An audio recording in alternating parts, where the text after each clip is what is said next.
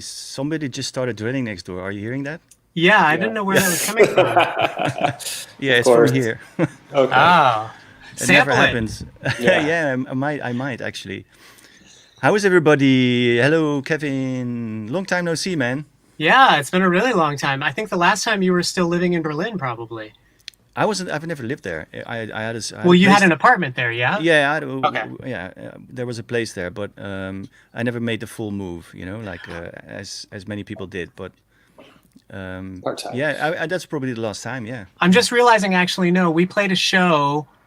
It was this festival outside Paris, and you played right after me, and I got to like wave hello, but you were like I was just finishing, and you were just getting started in your set, and it was kind of like a hi and Oh. then running on. Yeah, I'm always really bad at those things, you know. I completely don't see people sometimes when when they're behind me. When I'm, You're doing your yeah. job. That's Yeah. part of the. Yeah, It's got yeah. more important things to do than socialize. at that Well, yeah, moment. but I sometimes feel bad about it, you know. It's like, oh, I saw you, but you didn't see me. That's something you get afterwards. But anyway, I didn't take it that way, so don't worry. okay, cool. Jesse is here. Jesse Siminski. What's Yeah. up, man? Not much. Just chilling, enjoying like a nice kind of frosty Berlin evening. Loving your background. Thank you. Yeah, I'm house sitting at a friend's, and this is an artwork that they made that they live with, and it's all world leaders having different sorts of meals. So Amazing. you can see Angela Merkel there cutting a kebab, and yeah, I see Castro. Yeah. Yes, Are they- there's Castro. Are they deep fakes or are they the real people actually? They're the reals, as Okay. far as I know. So they yeah. were just caught, which is all caught at those moments, right? Yeah, it's Nice. Super official charming. state dinners. Yeah. Okay, Yeah. cool. And Hiroko is here from Chicago. Hey, just kind of hanging out in the studio. You can see this huge mess behind me. I'm reorganizing things right now, so that's part of it. Yeah, things are hopefully getting better in America, and yeah, I'm looking forward to seeing everybody in person soon. Sounds I like good. I like your orange amp. Yeah. Yeah, That's a good one. that's my studio partners. I'm not really allowed Okay. to touch it, but Oh, okay. I was going to ask you some questions about it, but Jesse's cool. getting facial hair compliments. Hey, Robin is here Yeah. too. Hey, Robin. Long time no see. And Black Market Droid Smith, one of our Discord regulars. Room Tone, hey. Nice to see all the people show up from the Discord server. Yeah, sweet. I'll play I you like the some name old Room ones. Tone. That's a really cool. Oh, Black Market Johnny Droid starts Smith. Oh, it's very faint. It's okay, I think. Yeah. At least for us. Okay, that's Unless they break through the wall, Yoakum, then you might have to. The Well, bunker. It's a pretty big wall to go to break though. Hey, that's my friend Manny, Freedom Club. He's actually, I think, just across the hall here in the same building. He's got one of the studios down the hall. So Oh, hey, nice. Manny. Yeah, Sweet. he's So a great techno producer here in Brooklyn. You can Oh, Kool-Aid okay. man through Yeah. your wall. Yeah. So, since when have you been in Brooklyn, Kevin? Because you were in Berlin for a long time, weren't you? Yeah, I was in Berlin for 10 years, almost exactly 10 years. And I moved back here in early like March of 2018. So it's been a little over like 2.5 years that I've been back, and just brought all my gear, all my records, as you can see. And I found this room actually is in a building that is just 2 buildings down from the apartment that my wife and I share. So I'd been wanting to get into this building for a long time, and it wasn't available. There was nothing available. And then I decided to move back to New York and had booked a studio and was going to move into that. And then the night before I flew, I texted the guy who manages this building again, like, hey, is just any last minute chance you have a space available? And he was like, yeah, do you want to come see it? And I said, I'll be there in the morning. So, and then the next morning I got the keys to this place and, stripped the walls, put in new floors, put in all the soundproofing and reinforcement and stuff. And a couple months later, the vinyl all showed up off a boat. So yeah, So yeah, been here 2.5 years now. Sounds great. Do you? So you said there are more studios. Is this like a building where lots of people have their studios? Yeah, it's this building That's cool. has I don't know. I think it's like 10 rooms in this building, but like 5 of those are owned by one studio company that does like, bands come and record their stuff there. And then the other studios are, other just musicians and mastering engineers and people like that. And then the same person that owns this building also owns the building next door. And that has more kind of like rehearsal spaces. So there's lots of like bands that rehearse, in their rooms. But yeah, this neighborhood, the neighborhood that I'm in is called Greenpoint. It's kind of it was always more a predominantly Polish neighborhood with a lot of warehouses. And so I'm in the warehouse section. So this block that I'm on is all like, factory warehouses or storage spaces, things like that. Right, but all redeveloped for new purposes or something. No, not really. Like okay. this building has been like this for, I don't know, 7-8 years. But before that, it was like all the other buildings on this street, which is like,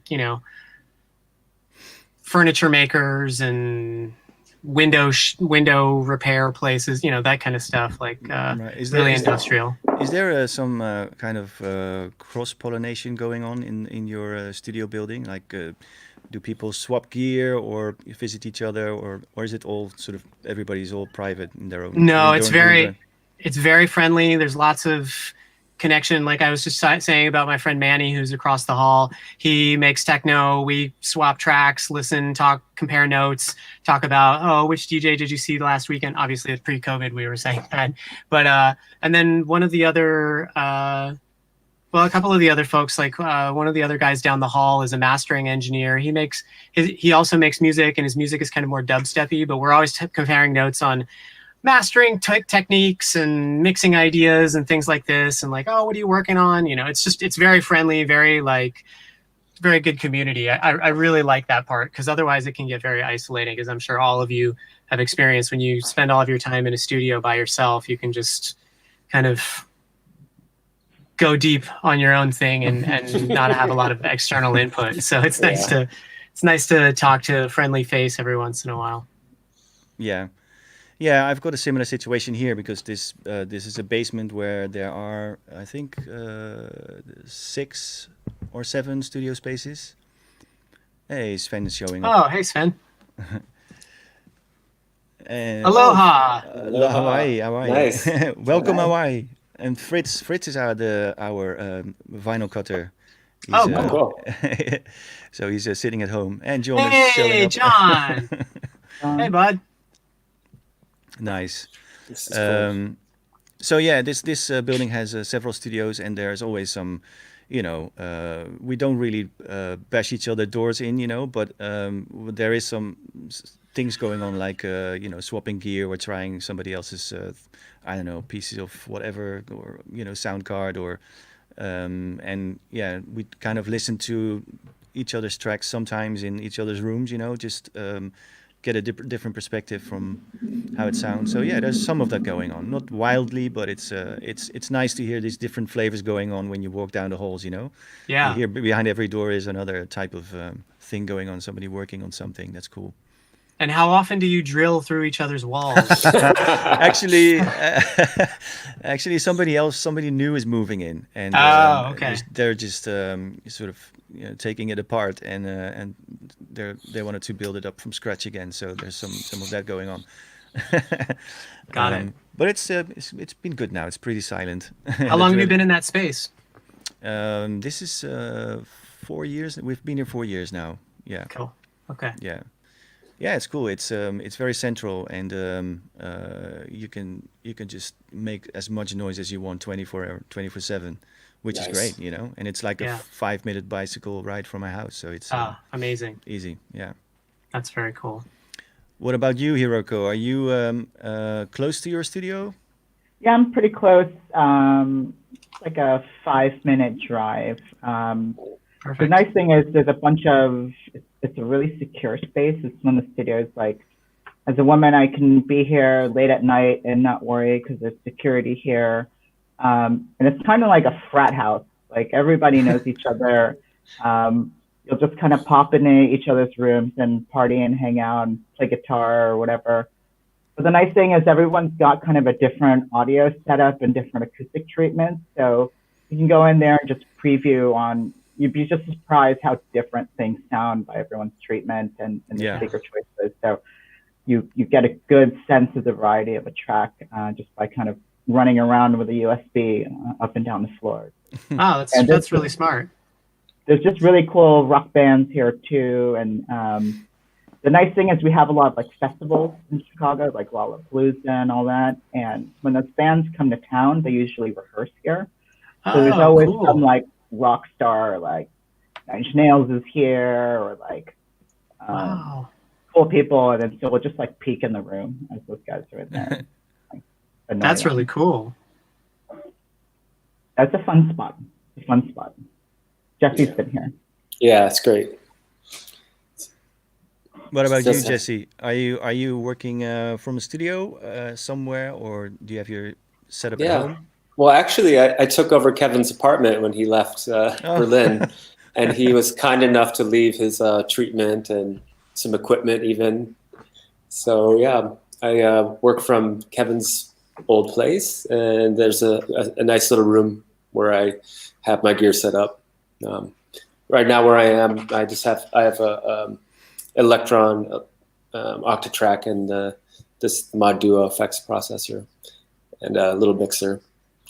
Cool. I'm just gonna be here for a couple weeks to make sure the burglars don't come while my friends are away. The Mod Duo thing looks really cool to me. I'm super impressed with that. It seems like it's a kind of a big step. It's a big engineering step, and it feels like the kind of thing that is gonna get taken up by everybody all over the place soon. There it is. Wow. There it is, yeah. Surprise.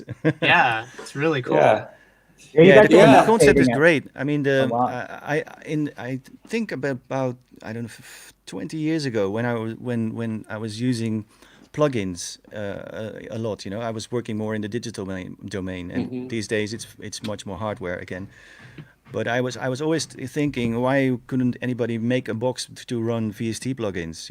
Just to have them mobile, and without the latency issues you get when you have a computer basically as an insert in a hardware rig, But this kind of does that, right? Yeah, I mean, it doesn't. It's not VSTs though, but it's not software. VSTs. Yeah. It's LV2 plugins, and if you use Maxim SP, you can also load those in. So you can run your own patches. Wow. Which is pretty amazing. That's super cool. Yeah, I'm actually looking for people who use Max to kind of like investigate how they work with the system. So if you know anyone, send them my way. So maybe they're listening right now. Yeah, I hope so. Yeah. So you are involved with mod devices, right? What is your connection? I've been working with them for a couple of years now. Before this particular, the Mod Duo X, there was just the Mod Duo, and that is not quite as powerful of a processor. And it was more of a guitar-based stomp box format. So when they were putting together this new desktop effect, I helped to advise a little bit of some of the arrangement of the overall controls and just offered some advice as to like how live performers in the electronics realm could use it. And now I'm kind of just helping to spread the word a bit with like various artists around. So is it marketed more towards guitar players, or is it marketed more towards electronic music? Well, the Duo X is geared for like live performers, multiple instruments, or DJs, live acts, etc. But it can be used for by a guitarist. But you would need to have a foot switch, I think, which we have. Mm-hmm. Yeah. Nice. Yeah. I mean, it's one of these things that can be everything, So it can be a synth, it can be an effects processor. yeah, it's basically runs the patch that you feed it, and Yeah, yeah. you set up. It's a self-contained audio processor that uses a web browser that you can connect to a laptop or iPad. So, and the interface is set up like the user interface is set up like a pedal board construction. So you can do very direct like audio processing, or you can incorporate CV plugins, MIDI utilities, synths, and you can program it in various ways where, I mean, pretty much up to your imagination as to how you use it, in which context. So it could be for the stage or studio very easily. So it's very powerful. Is there any effort put into creating a community to swap or share patches? Oh yeah, absolutely. You have a user profile, and there are pedal boards that you can share, and there's like a whole user community, user library, which is pretty cool. Yeah. Very cool. So you use this and an Octatrack, and that's all you use at the moment. Well, I'm trying to really limit what I have because I just felt like I was losing track of the directness that I really like. With using like Ableton Live, you can really do anything you want at any time, but oftentimes it just means you're really confused. At least I'm like overrun with choices. So I've decided to like really scale it back and just focus on like extremely direct, expressive, more simplistic patterns, I guess. That's at least what I'm aiming for. And it was just with those two, you can do a lot, really. So yeah, I feel like it's pretty much infinite. yeah, yeah. Also, I really just want to get off the laptop screen and get away from like staring at a screen. I mean, obviously, if you have like a small piece of gear, you're looking at a smaller screen, but the interface is a lot different. You're not stuck on a computer, which I think is really important for me right now after like a decade of looking at the laptop. Yeah. Well, we're also stuck on our computers now because of the pandemic. I think there's something about like not, so much of our lives right now happens through the screen that the more you can get detached from that and give yourself the space to just focus in on a piece of hardware, somehow there's something refreshing about it. You can see time just starts to disappear a little more easily that way. Yeah, and you can't get distracted by websites and emails and all the other things. So right. It keeps you focused, which I think is really important for me, at least, because I'm all over the place all the time. Yeah, absolutely. I mean, that's the whole idea about having the setup that I just explained. The doing a new setup for every session. Setup can live there on the table for a day or maybe a week or sometimes weeks.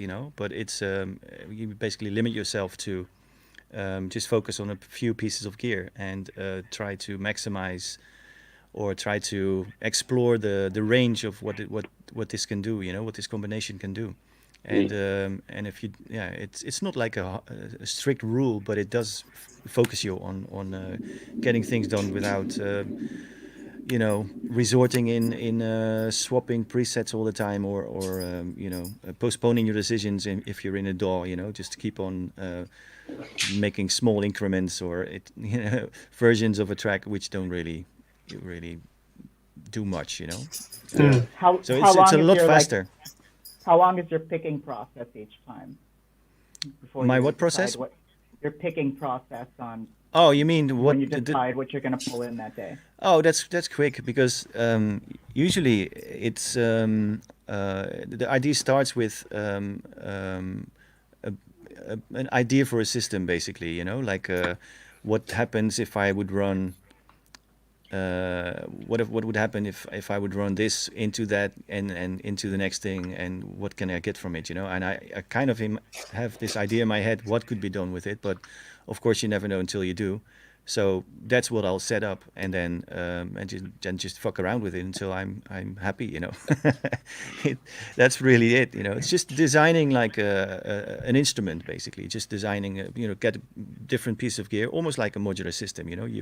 When you build a modular system, you're basically doing that, you know. You're designing an instrument. You're designing a combination of stuff, and you have this idea how that could work out, you know. And so, but the picking is easy. It's easy, you know. It's just when I really have the urge to get my, I don't know, ARP 2600 a new run for a while, you know, then I'll just get that and just patch it up with some other gear, and then spend a few days with it, you know. And I must say it's a really fast process because, again, it's just continuously recording everything I do, and there's always something that comes out of it which is useful. Mm-hmm. When you record, are you recording the summed mix stems, or are you able to individually record the stems? Okay, yeah, cool. I split everything out, yeah, and Cool. sometimes I even split signals. I've got these splitters that basically, for example, if I want to run something through an effect, I can still have the unaffected signal and the affected signal separate, Nice. you know, in my multitracks. Cool. Not always, because again, that's another way to postpone your decision. And sometimes, whatever happens, is just something that you can go with. You know, I'm all for, you know, getting things right at the start, and then just commit. You know, just tape it or print it. Yeah, if you like it when you made it, then, you know, stick with that decision, because Exactly. if you ask yourself later whether you like it, then you can easily spiral down that hole. Yeah. Have you guys seen the Live 11 announcement? Yeah. Yeah. The previous Bloody was hell. There's so much new stuff in there. I really like the comping feature. I don't know if you've seen that, because that really connects to the way I work, you know, because I multi-track everything, and basically everything ends up in a timeline in several layers, and then I basically, all I do after that is just comping, just to see what I can use from the session. And sometimes things move around, sometimes they stay in the same place, sometimes you combine things. So the comping feature would speed things up a lot. I think that's great. I've been anxious to see MPE enabled in Ableton for a long time, because it's in pretty much, it's in Bitwig, it's in Logic, it's in Cubase. So It's a lot cleaner in Ableton, though. Like, that's like a really straightforward view, you know. True. Yeah. I haven't used it yet in Ableton, but yeah, it is a nice, really efficient way of presenting it. Do you have any devices that do MPE? Yeah. Like Rolly or something, or? This is a company that I did a little bit of work for. Did artist relations for this company called Sensel, and they make this thing called the Morph. Oh, yeah. Which is this. These are just the maps. Well, I don't have the device is probably sitting underneath something here. It's at your neighbor's studio somewhere. Yeah. But yeah, it has all these really cool layers that you can put on it, and then you can move around with those, and that gives a lot more data. So that sort of MPE control, I think, can make things really expressive if you have the right tools and if you set it up nicely. So, and because Ableton is kind of where I do most of my writing, it's just nice to be able to have that in there, and just like you were saying about your setup, it's just easy to just go, and not overthink things. But I don't have any MPE or hardware. There are a few things like the Linstrument and a couple other things that are really good for MPE. And actually some modular stuff now can incorporate that. But I'm excited to see it in Ableton.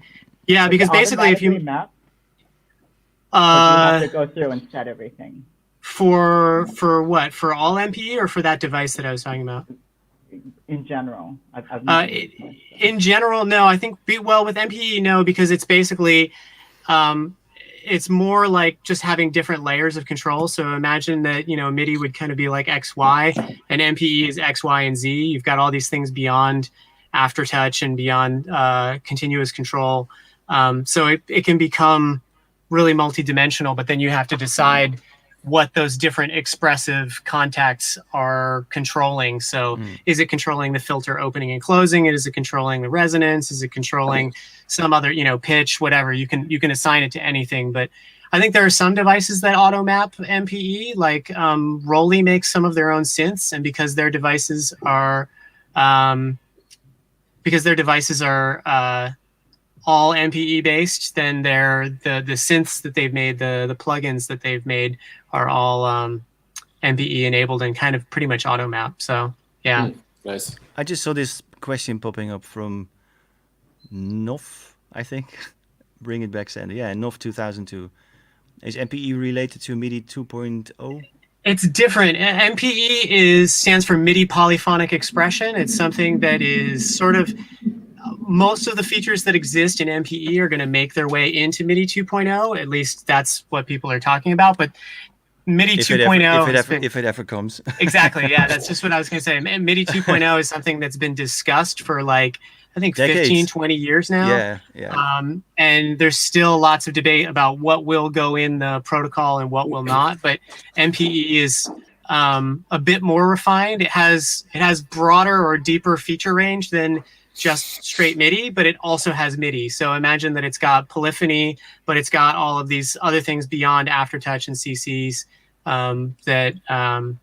My experience with using MPE is that it's much more intuitive. Like when you can press on something and that has an impact. It's not just velocity, it's actually pressure sensitivity, and all these other things. So it can give sort of a multi-dimensional thing. If you can imagine that one contact can have, pitch, timbre, velocity, filter, all these other things, whatever you want to assign it to. So it gives a lot more contact in the same way that when you're playing guitar, if you pull on the string, you can bend those notes in different ways, or add vibrato. There's all these other things that you can do with physical contact with MPE, I think.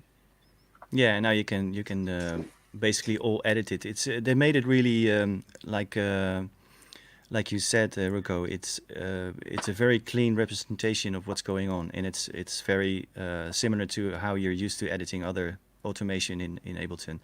They've done a really good job. I think it's a great new feature. Ted Paulus is asking, what's the coolest thing you could see yourself doing with MPE? Personally, the thing that I like doing with MPE is kind of playing a synth sort of like a violin or like a guitar, where you can move around the string, but you can add all kinds of expressive little touches that are much more individual than just note on, note off, or note loud, note quiet. You can do all kinds of different things just with a single gesture, and that means that your body is connected in these much more kind of intuitive ways. So to me, that feels like the coolest thing that MPE offers is something that's more expressive and more immediate than just like, okay, wait, what parameter do I want to change next? Yeah. Is there a lot of manufacturers besides Roly making devices right now? Well, Dave Smith and Roger Lynn made the Linstrument that's MPE based. There are a lot of there's a lot of stuff that's native to Logic that is MPE oriented. I don't know if you've ever used any of the Madrona plugins. They do Alto and Kaivo and a couple other things. All of their stuff is MPE compliant. I know there's a lot of other stuff, and actually almost everything in Bitwig is MPE capable. So, but that's the thing, is that now that it's in Ableton, I think there's going to be a lot more that you can go to that, I don't even know. I haven't tried it yet, but I'm curious whether there are some VSTs that are not MPE enabled, but you could control them using MPE through Ableton now that allows that. I've not tried that yet, so don't hold me to it, but it's a possibility, I guess. Sounds awesome. Yeah, but Ableton for me, honestly, lately, these days, Ableton is not a place where I do a lot of deep feature diving. It ends up becoming kind of a portal for either hardware or some of the other VST things that I'm using. But there's some stuff that people had to go to Pro Tools for, and now that seems all built in. The Yeah. other thing, there's some nice, cool plugins there as well. Like I'm a sucker for spectral processing, Right. but now it's in Ableton. It's not like that special anymore. I mean, but anyway, it's still it sounds great. It's a really nice sound design feature, I think. I think Ableton does an amazing job at incorporating features that keep it fresh and keep it at the front of whatever's happening. And I mean, when I've wanted to kind of experiment more with deeper features, I've always found stuff that amazed me. Like their glue compressor is amazing. That wavetable synth is amazing. All of the stuff incrementally continues to just get better. So like you were saying about with Pro Tools, and with almost every other example now, anytime I used to have to go to another DAW to do one specific thing that I wanted, it's now in Ableton. So there's just fewer reasons for me to have to use anything else. So it just ends up becoming the main thing, whether I'm using it for hardware or using it to write even within it. I really like it. And I love using Push. I think Push is a great, not just a controller, it's an instrument, and it's a great way to get compositional ideas out, write chord progressions or melodies really easily without having to kind of do a lot of pre-thinking. You just get going and new ideas come out. I really love it for that.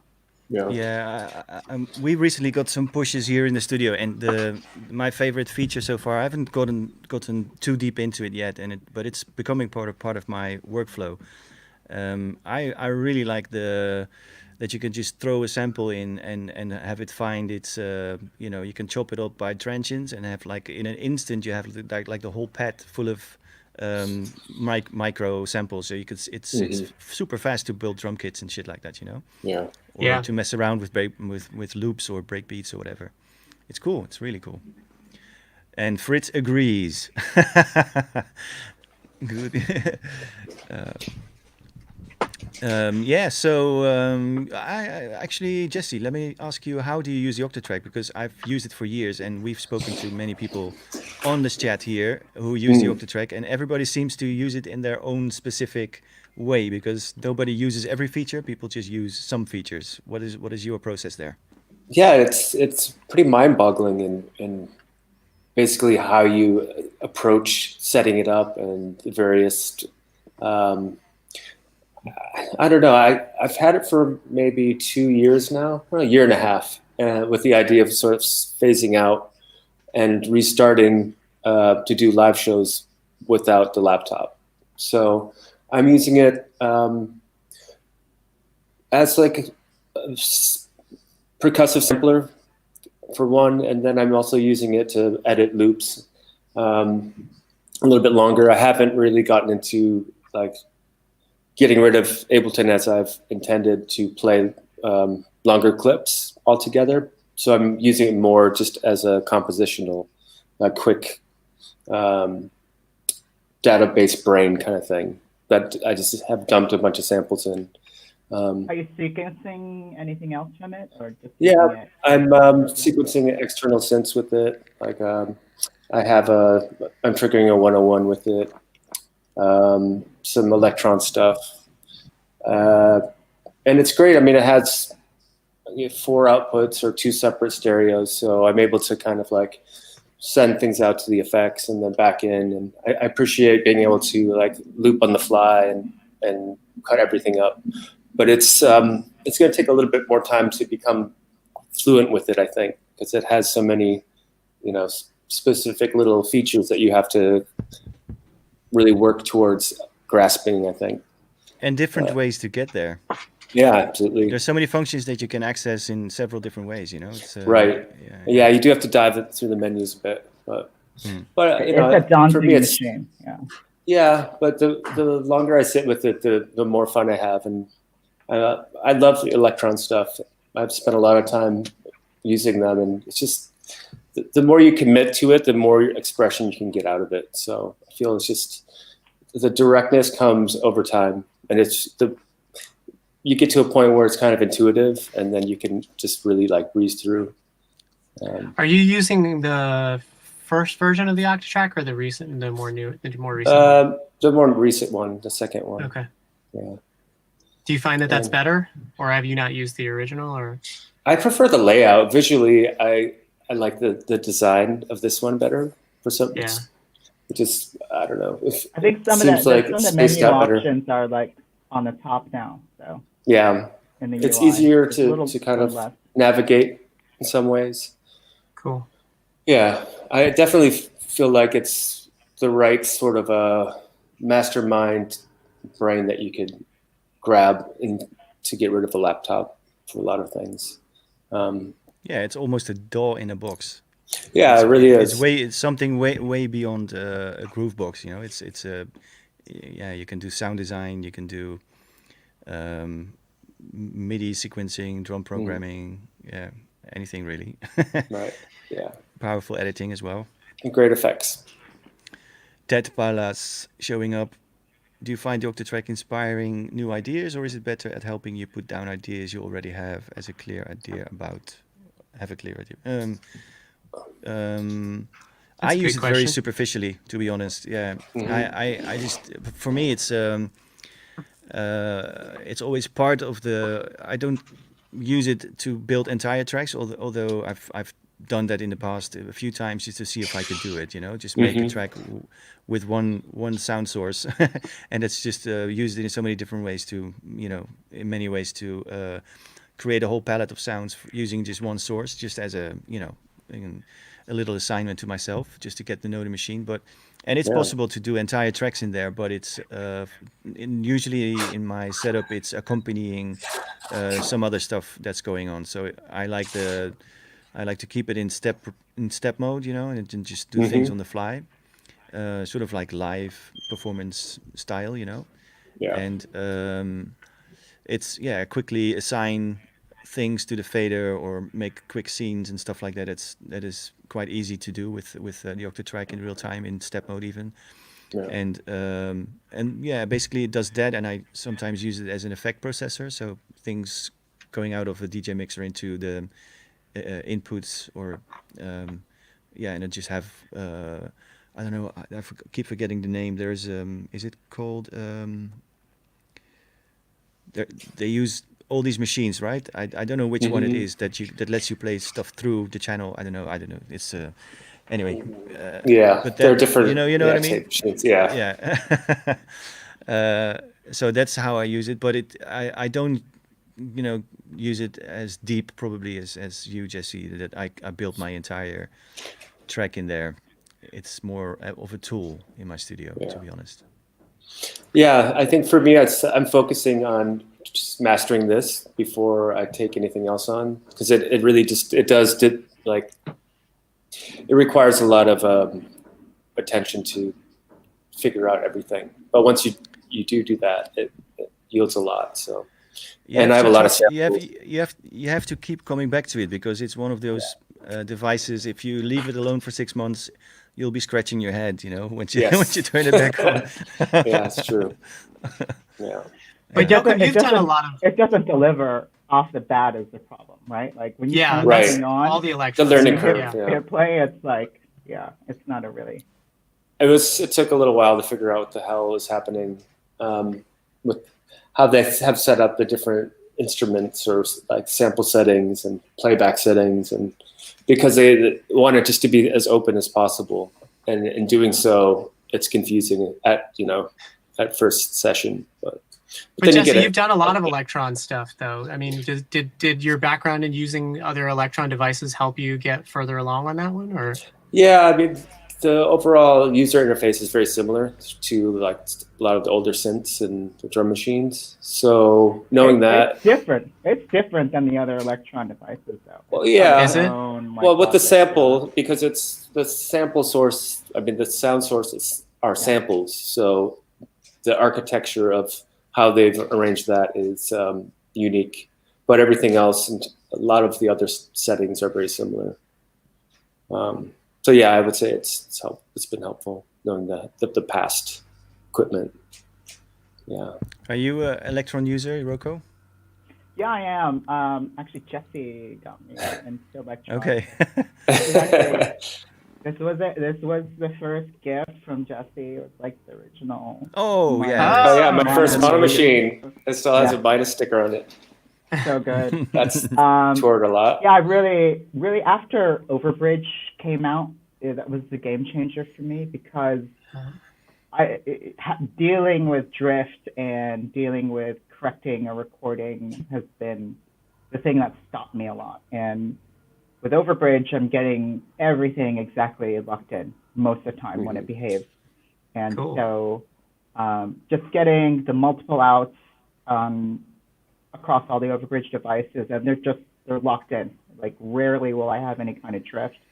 And knowing that I don't have to go back and correct any of that makes the whole aspect of creating easier, right? So just going through and doing a jam and knowing that I don't have to go back and shift anything really helps out. And so, yeah, the new stuff has been really impressive. I really like the Digitone and the even the model cycles, the little devices they've put out. They really do a lot. That was kind of my like quarantine machine, figuring out the model cycles, because it's just this little FM box. It's only got stereo out, but because it's got all those restrictions and the machines that are within there that are like the kick and the whatever, they're really restricted into that sound, right? So you can't really bend something too far outside of its parameter. So everything within the control sounds like it should. So those restrictions really help me move forward quicker. That's interesting. Yeah. The way they label things on that though is not normal. It's got like its own fancy name for stuff. It's like this is the color or this is whatever, and there's no like straightforward like cut off on a filter or an envelope. You have to use their like charming lingo on stuff. But the kind of groove box elements of the Electron are really what appeal to me. You can just you can take one box and hammer anything out within that, and all the kind of parameter lock features and probability stuff. When I have no idea what I want to work on, it kind of helps get a little bit more generative and Yeah. That's very Really- true. That really makes a love lot that. of sense. Yeah. But to jump back to Ableton, that's also in the new in the live update in the 11 probability. Oh, really? Yeah, see that yeah. part. Wow. If they done it, they've done it in a really smart way as well. You can just edit it in the down where you would normally edit your velocities and stuff. It's just another layer there. It's really cool. Actually, really cool. There's so many Yeah. options now. Yeah. Kink show you now. Hey, Strakil, how are you? No. Look There who's goes in the neighborhood. house. Yeah. We can't talk about live gear at all. If Kink is listening, we're all going to be Right. embarrassed. Yeah, we're all gonna sound stupid. Yeah. Yeah. Yeah. So, were you able to make friends with the OS and the way of working, Hiroko, with Electron machines? Because that's the biggest hurdle for most people Yeah. to adopt that think way of that- thinking. Yeah, I mean, I probably watched hundreds and hundreds of hours of YouTube videos and, Yeah. and people making stuff. And really, the mono machine, it's just an unruly machine, right? But that's kind of the charm of it. The way it models FM stuff, this is also part of my knowledge. I just don't know some of this, so it's just a knob to me sometimes, right? And so it really lends itself to experimentation. Yeah. The cool thing is Jesse left me some nice patches in there too. So That's full. it really, having those great starting points. But really, once you get the logic, it just makes sense, right? And then going back to simpler drum machine, it's tough, right? I think a lot of manufacturers are catching up. Like Roland is implementing their own step lock features, all these kind of various things that Electron innovated.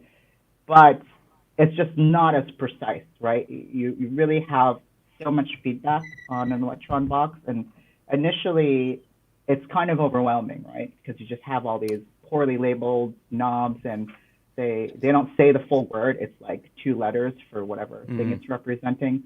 But if you just do a little bit of research online, or just someone sits down with you, they give you something very quickly, which for me is a big thing, right? It's not like I'm almost certain that it's a design choice though, because these days it should be easy to get like full screen, multicolored displays very, very easily, and by labeling things, or maybe be a bit more symbolic in the layout, you are kind of forced to really know the machine and interact really close with it, rather than just grab for the obvious things if you see them labeled correctly, or in a made look fancy, whatever. It is sort of its own universe kind of approach. The Electron look. Yeah. True. I love it. Yeah. Are there any people watching us and want to comment or ask us anything? Because I should do this housekeeping thing. If you're watching on Twitch or on YouTube, you can type comments there. People who are watching this on Facebook cannot. We cannot see your comments. So if you want to jump in the conversation, then I would encourage you to go to Twitch. The link should be posted somewhere. That's the place to watch it and interact with us. Or just get rid of Facebook altogether too. That's my suggestion. Yeah, it's a good choice. Yeah.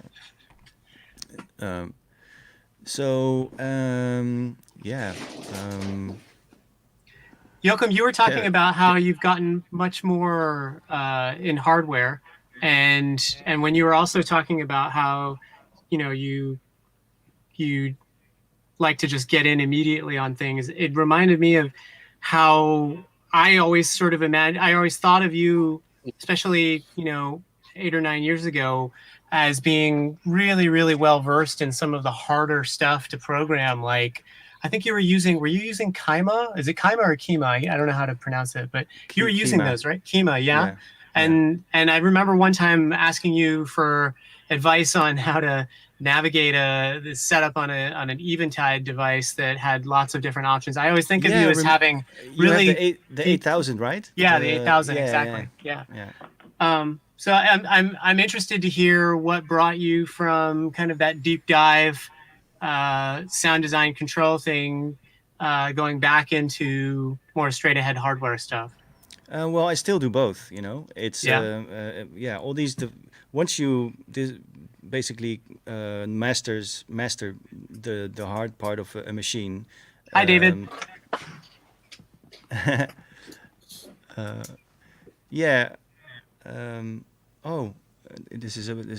my name there. I'm not gonna attempt to pronounce the name. That's David. DHLA44. Okay, David. Hey, David. Joachim. It's Joachim.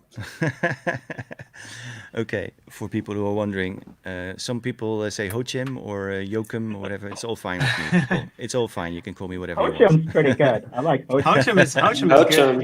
Yeah. But yeah, so I mean, those things I spent some time learning them. Like the Eventide programming. There was some external apps that would let you do the patches from a computer, which was helpful. Oh, but yeah. I can also do it on the machine themselves. But honestly, I'm not too much of a programmer. I kind of scratch the surface and. By the time I can have moments when I think, okay, I'm gonna get really deep into this. But once sound starts spitting, once it starts spitting out sound and do something, my mind drifts off and just goes into the sound part of it. So sometimes I don't even finish the ideas that I try to do when I stumble upon something useful along the way. You know what I mean? So yeah, so it is like a way to get something unique from those things. Instead of just resorting to presets, just have an interaction and see how far you can bend the sound in a certain environment. That is always something I'm interested in. Even with simple hardware, I try to find the edges and see what the range is. That's always a fascination for me.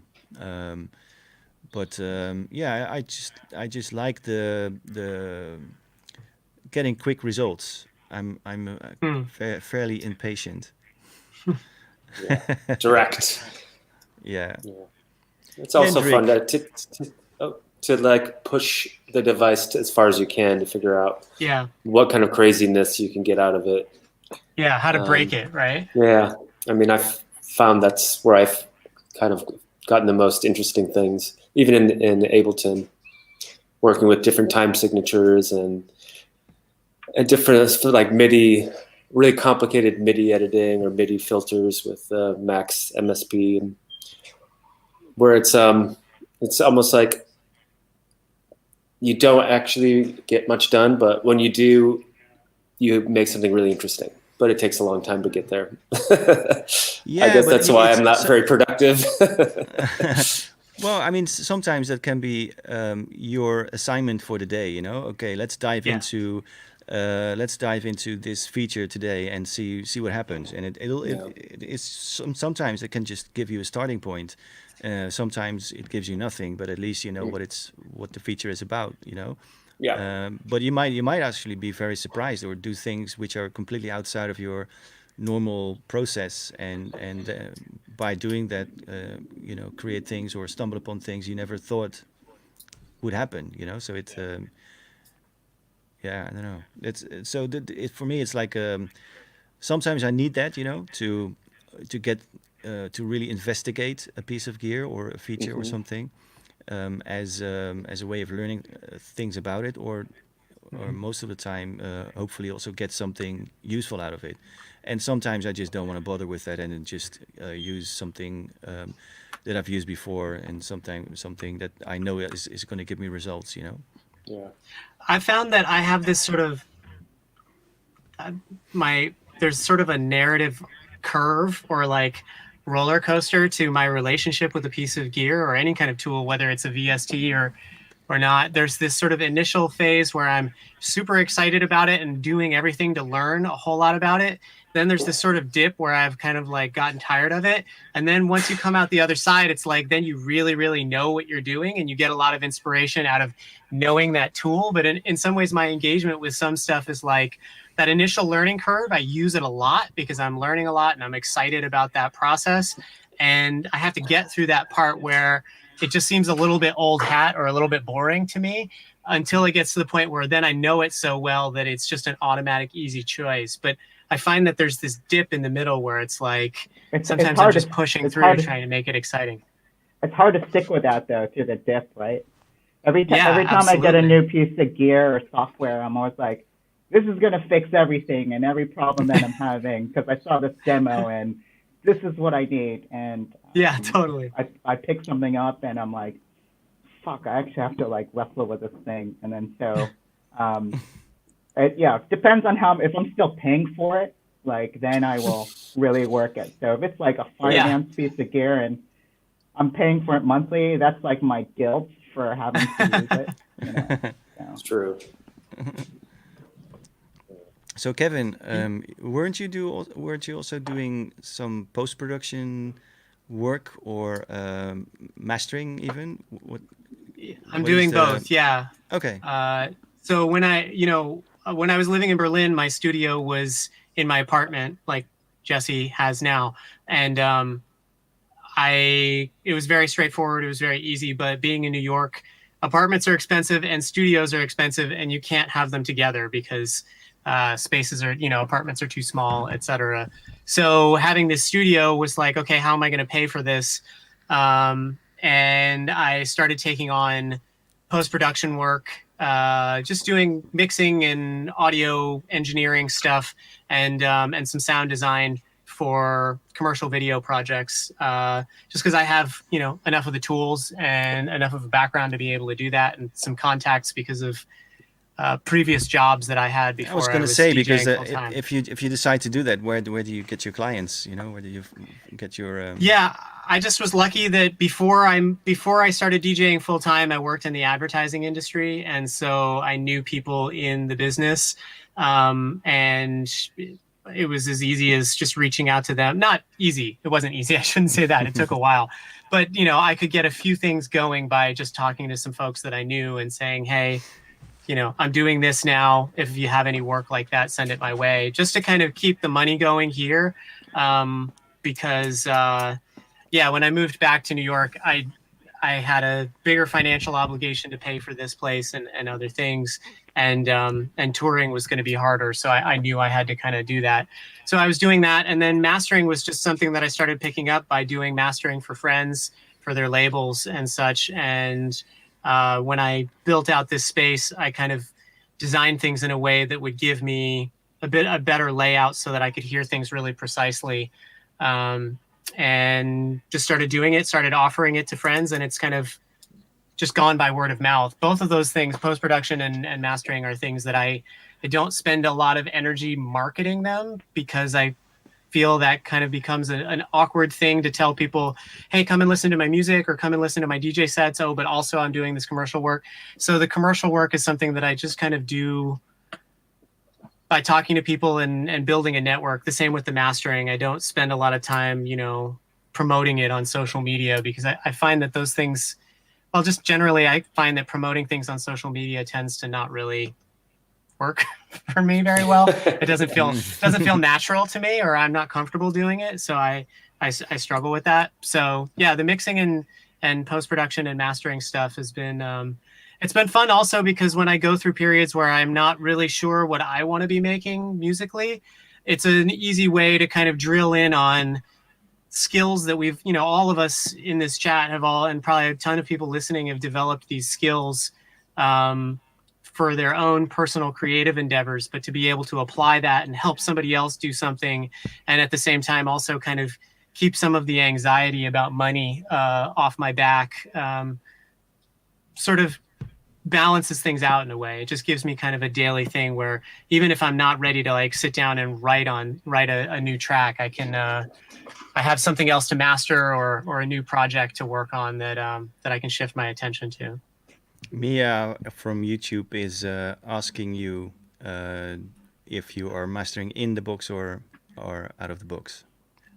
It's my mastering is a combination of the two, similar to my producing and mixing. I don't think that I don't believe in the categorical one way or another. If the name Ambivalent didn't already tell you that, then I don't believe in categorically only analog or only digital. So I use hardware, and I use a lot of software, because there's a lot of stuff that's good for both of those things. You know, I don't, especially when it comes to mixing, I do mix downs for people also, in addition to doing the mastering. And sometimes there are things where I can do several instances of an EQ or a compressor that if I had that hardware, I could only dedicate that to one channel or one stereo pair. So I believe really strongly in using the right tool for the right thing at different times.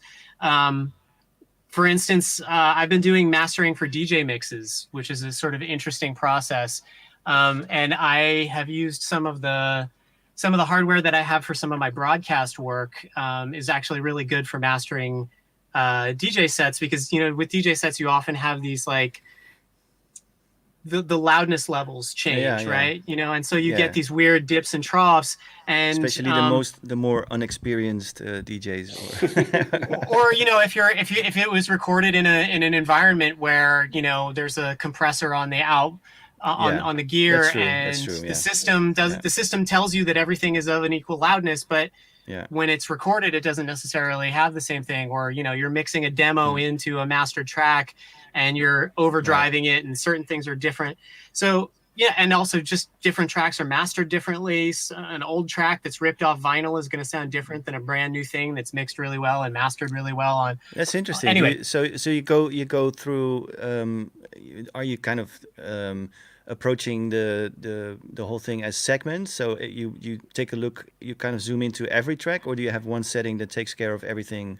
The beauty of it is that with a lot of broadcast gear, especially the older stuff, the stuff that they don't use anymore, luckily, that broadcast gear is meant to level conversations, right? It's usually meant for people who are talking, and some people trail off when they talk and they get quiet, and then they talk really loud, and so there's hardware that's meant to level that, but it's not doing it with musical hardware. Does that just with compression, right? You just tamp it down and then blow it back up with makeup.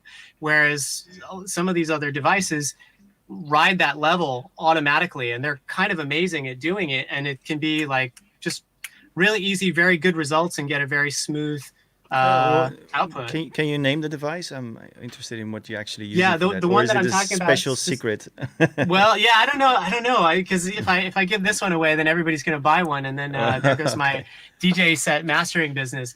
But the thing is that I guess what I'm saying is to answer the question about hardware versus in the box. It really.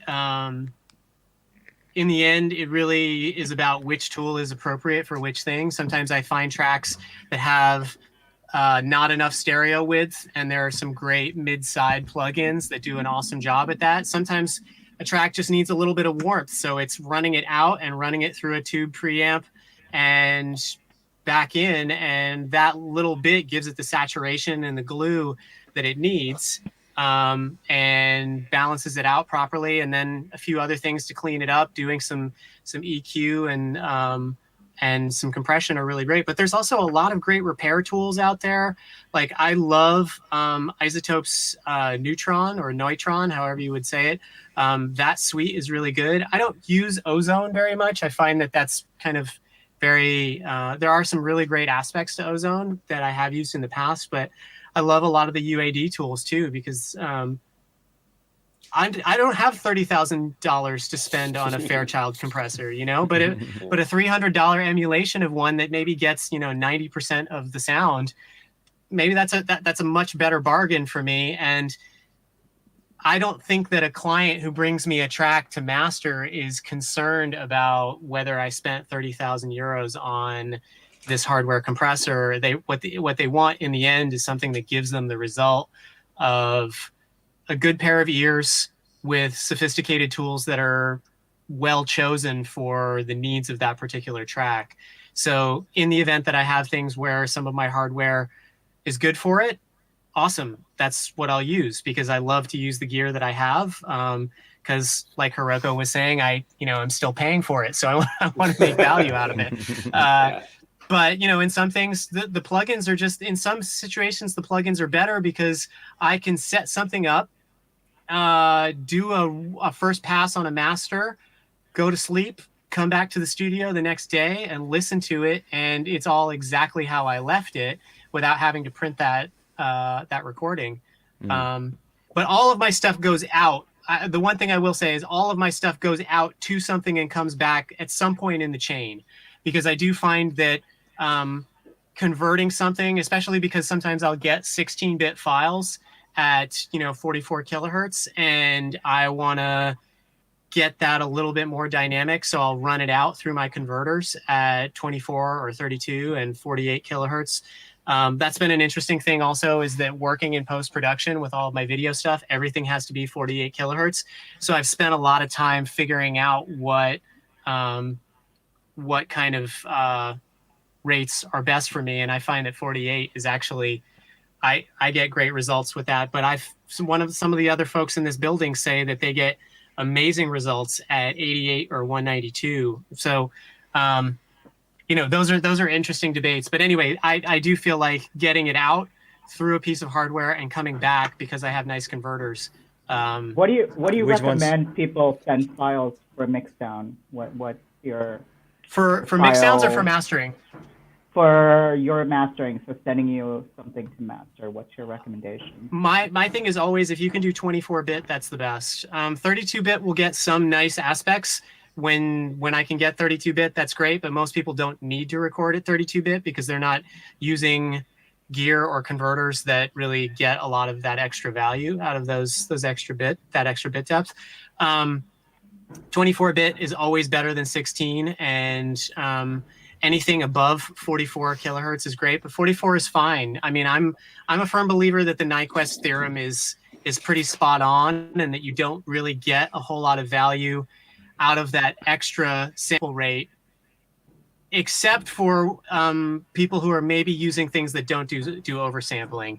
At this point, most plugins do oversampling, and so the value of going, 2x Nyquist is, or beyond 2x Nyquist is, if your plugins or your system does oversampling already, then you're good to go at 44 or even 48. And if I'm talking too nerdy, please just No, it's back cool. up, back me up and ask if any of that. But yeah, I've spent a lot of time kind of going through this stuff and figuring out what has the most impact.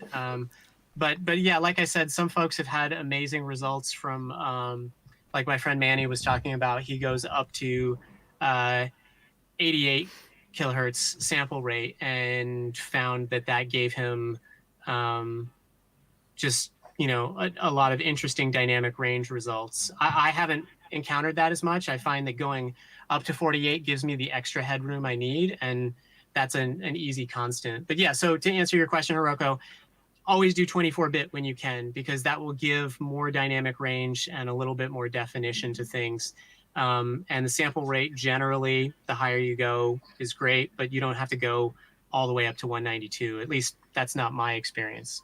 Do any of you guys feel differently about that? Speedy? Joachim, sorry, I called you Speedy. Joachim. Joachim. Yeah, Joachim. What's your feeling on that stuff? I record everything 48K 24-bit. And wow. That is usually I feel that captures the nuance of the vintage sound, the hardware gear is the best,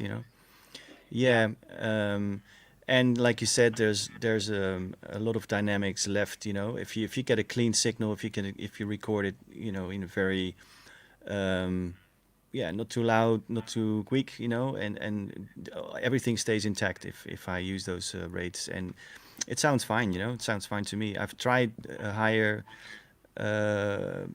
rates, but the funny thing is, the higher you go, the thinner it becomes.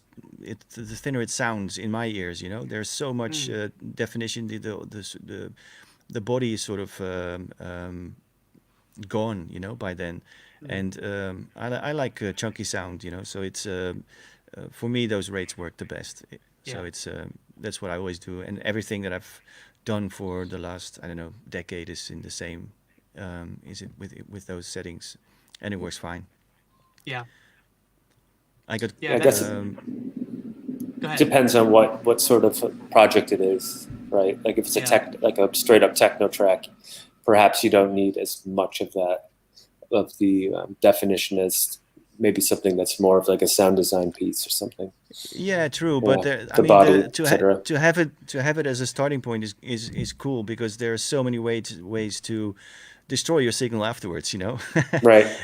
Once you got it printed with a good in good quality, you can you can make whatever you can make from it whatever you want after that. Yeah, exactly. Cedric is saying, who needs 24-bit when you have compression? Oh, you mean like with the end user will listen to it on Spotify or YouTube or whatever? It's on their phone. No, but it's also a little bit of how good can you get it? It's a challenge. It's it's just nice to have your recording sounding really nice in the places where it can sound nice. Yeah, I think that you can't really compensate for every particular place something might get heard, because if it's going through Spotify on AirPods on somebody's phone while they're riding the bus, there's only so much control you have over that, but you want to make it sound the best it can in the best scenario possible, and then everything else beyond that will eventually be as good as it can be, right? You're always Do aiming you for the top do you make standard. different masters for all these platforms because they all tend to sound slightly differently? And I offer that to folks. right, I've offered that, and I give people the option. I can give something because a lot of my work for post production also talks about these same issues of loudness thresholds and loudness standards. So there's one standard for YouTube. There's one standard for broadcast TV. There's another standard for Spotify. And there's all these different platforms. And so I can deliver things based on those different loudness targets. But what I generally tend to tell people is, I'm going to give you one master. The first master I'm going to give you is the one that I think sounds best. And then we can go from there and optimize for the other platforms. But generally, your target should always be make it sound good and make it sound the best it can for that particular track's needs. And yeah, then it would be the never-ending. for Spotify. Yeah, but it would be a never-ending story because if Spotify decides to change their algorithm or change their sound optimizing tool, whatever they use, you might be worse off than if you would just give them the standard master. I mean, it's a battle you can't win basically. There's Because different it's philosophies all in to it, flux all though. the time. Yeah, it is, and you're right that there's no point in giving Spotify the ultimate say on how your music sounds, right? That's silly because, like you said, Spotify might change their thing, or who knows? Maybe down the road nobody cares about Spotify. That would be nice, but That would be. but there are some people that I do mastering for who are kind of. They're more in the pop realm and they're not in techno or they're not making stuff for dance floors. And Spotify is the place their music is going to get heard. And if it's a choice between optimizing it for that or optimizing it for other things that they don't really care about, if they're building their career on Spotify and that's what they want, as the service provider, I should do what the client wants and give them the best thing that is going to, meet their needs. But yeah, in general. Is Spotify just applying a compression ratio, or are they actually doing some EQing for their platform? It's just like you said. It's not quite compression. It's similar. It's limiting and loudness compensation. So what it does is it reads the loudness average and then up or down regulates the playback gain based on that loudness profile. So it's not necessarily about peak limiting as much or true peak as it is about what the standard is, loudness units full scale, LUFS. And so if your thing is louder than their normal threshold, then they'll down regulate it and your stuff will come back played a little bit quieter than the others. And if your stuff is quieter, then obviously they'll turn it up. And I think there has been, and of course, this is the problem with tech, is that none of us know exactly what's going on in the algorithms, as Joachim was talking about. But some of the things have said that basically if your stuff is too loud, not only will it push down the playback volume, but it will also not serve it up in as many playlists. So there are all of these factors that management folks and label folks are thinking about how they can get their stuff played more on Spotify and have it sound as loud as possible through the algorithm. And there's a lot of gamesmanship that's involved in that. And I try not to get sucked into that stuff when I'm doing stuff for a client. But if a client wants that and that's important to them, then of course I'll do my best to give them what they need. I had no idea. It's a whole other world, right? Yeah. The annoying thing is that they have the right, or they can easily change something in their system overnight, and you're fucked. So I don't know. It's a really deep thing to get into. And then you won't get that quarter of a cent per play. Yeah, exactly. Yeah. Yeah. So Hiroko and Jesse, are you mastering your own tracks? Have you dabbled in that, or are you? Me, I'm terrible. I don't even. I can't mix my own tracks even. It's shameful. It's one of those things that. Early on in production, it was something I was really obsessed with and would really dial everything in before I started. And I just wasn't getting things done. I was really more obsessed with getting the sound correct instead of making music. And then at a certain point, I kind of just said, fuck it, and then made the music with all sorts of frequency clashes and things in wrong places, and really found that people in my circle or friends just had a better ear on this stuff, and they study this and they understand exactly. There's a science to this, right? And there's a dedication and a professionalism behind it that I don't mind supporting or paying somebody to do. And sometimes there'll be disagreements on the mix, and I think that actually helps the process a bit too, because sometimes people just say, this is ridiculous that you're having these things happen at once. And to me, it sounds great. But then I take that and play it at a club and it sounds terrible. And I'm like, man, I really should have listened. So I get things in kind of a playable state where it's not gross. I've learned a little bit through people yelling at me about things, but for me, it's really about just capturing what I'm doing something kind of musical at that time, keeping everything separate, and being logical about it, right? Knowing what is absolutely out of bounds and what's clashing. But that's just more by ear than kind of science and knowing where things need to be in the spectrum and that kind of stuff. And so I'll generally pass the stems out to someone else with my really crappy mix down that I'll send to Lander and then send off to somebody and be like, does this sound great? And they're like, this is terrible. It's lots of times I get back something a lot better than I thought it was, because things are just not in the place they're supposed to be. So don't ever ask me to mix anything or master. It's just gonna but it's great. I mean, you can just focus on the expression, on whatever you want to convey, and then just leave the other stuff to the people who are obsessed with that part of it. Right. When I let that go, I feel like it helped me create more. Right. When I was just like, I suck at this. Right. Let's not play around and pretend that I have any ability to do this. And just years of DJing have really kind of diminished my hearing, unfortunately, in some areas of frequencies and stuff. So I just wrote it off. Maybe someday I'll be able to come back to it. Yeah.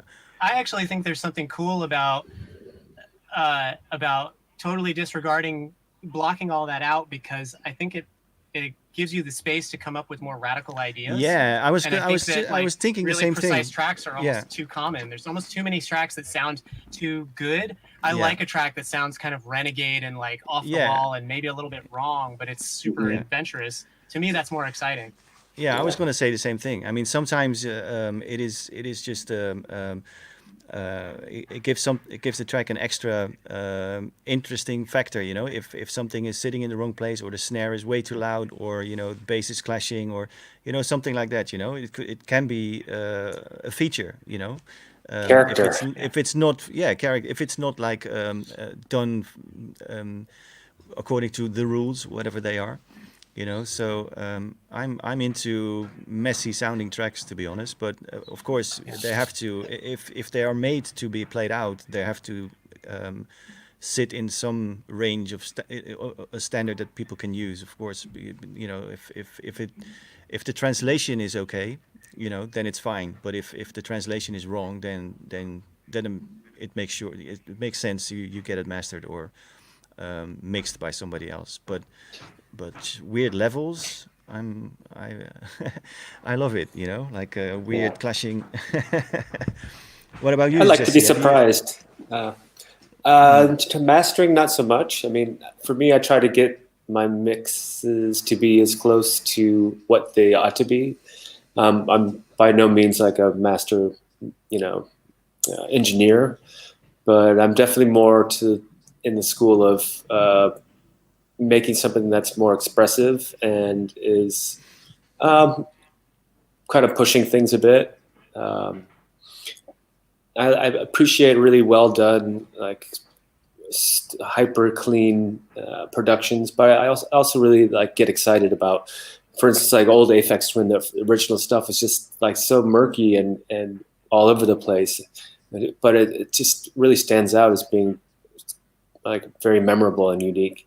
So I feel like the more character and the more of the personality and whatever spirit of the moment is captured in the recording is what interests me, especially now, I think. So I found like I've wasted so much time laboring over arrangements that it seems like what I'm really looking for is like a spirit in a moment, and it's better just to turn a tape recorder on and get that, even if it's not perfectly balanced out, but it captures a certain feeling. And I think that, luckily with techno, that's sort of what you want in a lot of ways. And there are ways to go back and kind of like zhuzh it up afterwards. So that's sort of what I'm attempting right now. I think your approach, it's close to how I approach it, because it also contributes to having it sounding more authentic in a way, you know, because you're capturing something that was there and then, and it's sort of it's a moment in time that you basically capture and keep, you know, and if you would have gone back into it and adjusted it to such an extent that it's kind of you program the life out of it in a certain way, you know, then it is pretty pointless, you know. You rather have it be a bit more imperfect and more authentic in a way. I think. Yeah, for sure. If you think of like all the old house tracks, you know, they're all over the place. I mean, you know, but there's something about them. But there's something about them that's so addictive, and like, absolutely. There's a glue to them that is like more of like the essence of what they were saying in a way, and the groove, etc. It's more punk rock too. I think that was absolutely. Those records felt like really immediate and fresh and expressive and kind of renegade. I keep saying that word, but they just felt like unencumbered, and that's what makes people dance, right? I mean, if you're making dance tracks, you want to make music that makes people feel free, and if you feel free when you're making it, that is going to come through in what you make. But I also like that part about Hiroko's process too, which is like feeling free when you make it, not being encumbered by ideas about what's proper or what's not, but then also handing it off to someone else who can help kind of corral that into the place where it can maybe hit the mark while still retaining all those, you know, free ideas. And that's, in my most of the sound engineers I know are just they are scientists when it comes to this stuff, right? Like this is really a lot of knowledge and experience and really a lot of know-how they bring to the table, and I think it's a really worthwhile thing to work with somebody like that. And I know for me, a lot of was like this techno ethos where it's all DIY, right? Where you really should be finishing your project yourself, and that's part of the expression is doing that. And I got obsessed with that a little too much, right? Where it was like, well, if I don't do this, I'm kind of cheating, right? Because this is a big part of this, how it's spaced out and how it sounds. And it'd be great if I could, but you got to know what you're bad at sometimes in life too, right? And you know, and recognize that there are people that really excel at something, and use those relationships and support those businesses too, because they're such an important part of that process as well. I also think that there's like this idea that that music, especially in the electronic realm, is only made by one person who's this genius that has this idea and executes it from beginning to end completely themselves. I think that that's actually a bit of an illusion, because if you look at, I mean, even Yoakum, in your history, you know, you've done so much stuff all by yourself and you're super adept at things, but there's people who you've collaborated with who I'm sure you've learned from. And I think about UR, you know, the Underground Resistance guys, to me, stand out as one of the earliest inspirations for me. And that was totally a collective where lots of people were contributing things and sharing ideas with each other or pushing each other forward with, you know, improving certain aspects of their music. I really don't believe in this idea that you have to be a hermit in a box and make everything perfect and deliver it, you know, all by yourself. I like genius. Collaboration. Yeah. Yeah. And you learn a lot, especially if you have the opportunity to sit with another engineer in a studio and you're able to observe what they're doing and their technique. I mean, it's just about really kind of like accessing that information from other people's technique and experience. And I really recommend that. likewise. We had a lot of time together. Yeah, yeah, we did. But yeah, you know, there's lots of other friends that I've learned from: Tim Xavier, JPLS, Alden Tyrell, all these people who, you know, I pick up little bits from them as I'm learning my own stuff. I ask them for a question or an idea, and it pushes me into other things that I'm learning. Yoakum, who have you learned from? I'm sure there's lots of people who've learned from you. Yeah. Man, I've done so many collaborations, also in this space in the last 4 years. Yeah, I must say it's a great way to learn things, and to also every collaboration teaches you something about the person you're working with, but also something about yourself, you know. And yeah, I mean, everybody has developed such unique processes and approaches to things. And some of the things you can adopt or keep in your mind or add to your arsenal, and other things they don't fit you. You can basically just dismiss them, or but it's really cool to observe anyway, and to see how people approach things. Yeah, so I would say collaboration is one of the main things that teaches me new things, the main ways. But I mean. I've also done stuff just by myself for years, and those were projects that were made in a time when you basically had to figure out everything yourself, you know, which is another good way of learning things, because I mean, it's great you have millions of YouTube tutorials and you know, demos and stuff, but there's also something to say for just, you know, sit down with a piece of gear and just learn about it, just see what happens when you navigate it, and just see what you can do with it, and find your own way of working with it. Yes, but the collaborations here are pretty much all done in the way that I've set the studio up, you know, like more like a live jam approach. And I mean, the thing comes together as a jam, or as a continuous recording, basically. But the way or the amount of editing afterwards varies from project to project, or from collaboration to collaboration. Some of it is basically heavily edited afterwards, because the process of recording live was like more like a sound design session, if you know what I mean, like more like getting the sound right, and combinations and stuff. And others were basically just other things came out as they were recorded, so only like a few touch-ups, and you know, find a beginning and an end, and that's it, you know. So yeah, but I like to figure out things myself most of the time, to be honest. That's something I really enjoy. It's part of the fun, you know. Yeah. Yeah, for sure.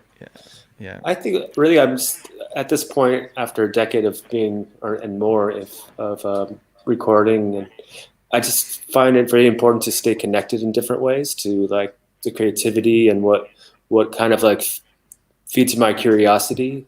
And if it means like a conversation with someone about how they sort of use a piece of gear, or their philosophy on how they're able to complete things, it's all kind of connected together. And I think that especially now, like speaking to people starting out, it's really exciting, and offering sort of tips on, I don't know, simplifying or remembering like what's important, or just encouraging people to stay creative and really like connect to what they really like. I think it's the nicest thing about the whole process. So I'm glad you said that. I mean, that's really cool. I appreciate it still. Yeah, I think that's really cool that you said that, because I think that there is, especially right now, there is so much more value in sharing without thinking too much about monetizing things or thinking about ambition. I think especially right now, it's been in some ways like a really healthy moment to just step back and do things like this, right? Like Non-Twiddlers is a great example of doing things that, like we were talking about before, it's not about management or PR or how you're going to turn this into a new brand idea that you're going to, like, you know, make a ton of money off of. Instead, it's about sharing knowledge, sharing space, being friendly with people and just communicating and being open. I think there's so much to gain from that. That's not really about business. It's just about knowledge and inspiration. Staying connected to a creative community is important, especially now when everyone's kind of like locked away. On that note, come hang out on the Discord server. I'm gonna do that. Yeah. No, I mean, we've created this after like 4 or 5 episodes. We added the Discord server as a part of this thing, and we basically have I think, I don't know, maybe several hundred, maybe 1,000 people there.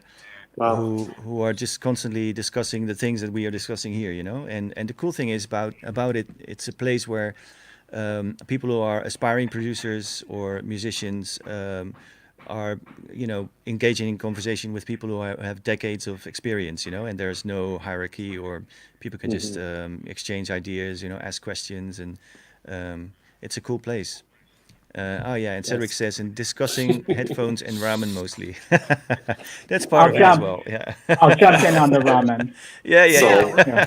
That was the thing that convinced you, right? Send me all the ramen recommendations. Yeah, I'm all for all discussions of ramen. Actually, Robin started that. He was the ramen specialist on Discord. Yeah.